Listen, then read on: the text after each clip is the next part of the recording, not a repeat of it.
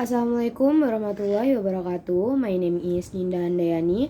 I'm from the English Language Study Program Class A in 2024 with ID number 2402110015. Today I will do an oral reading from our interpretive reading class. Okay, let's me begin.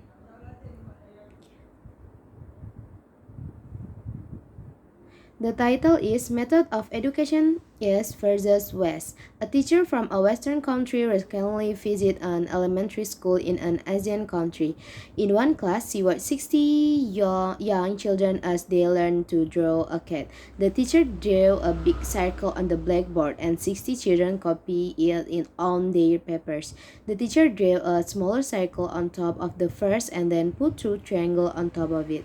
The children drew in the same way. The lesson continued until there were 61 identical cats in the classroom. Each student cat looked exactly like the one on the board. The visiting teacher watched the lesson and was surprised. The teaching method were very much different from the way of teaching in her own country. A children's art lesson in her own country produced a room full of unique pictures, each one completely different from the other. Why? What caused this difference in educational method? In a classroom in any country, the instructor teaches more than art or history or language. He or she also teaches culture. Each educational system is a mirror that reflects the culture of the society. In a society such as the United States or Canada, which has many national religious and cultural differences, people highly value individualism, the differences between people. Teachers place a lot of importance on the qualities that make each student special.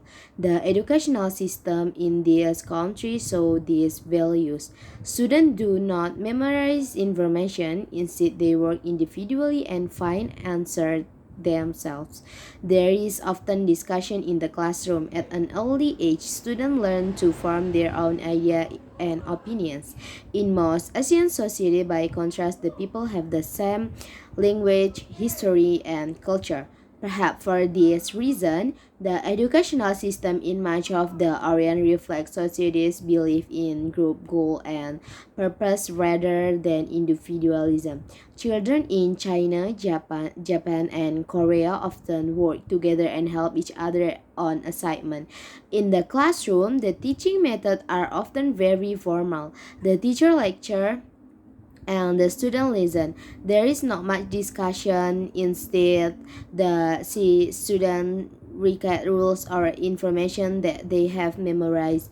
There are advantages and disadvantages to both of the system of education. For example, one advantage to the system in Japan is that students there learn much more math and science than American students learn by the end of high school. They also study more hours each day and more days each year than North Americans do.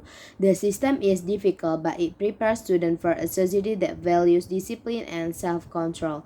There is, however, a disadvantage. Memorization is an important learning method in Japanese schools. Yet, many students say that after an exam, they forget much of the information that they have memorized. The advantage of the educational system in North America, on the other hand, is that students learn to think for themselves. The system prepares them for a society that values creative idea. There is, however, a disadvantage when students graduate from high school.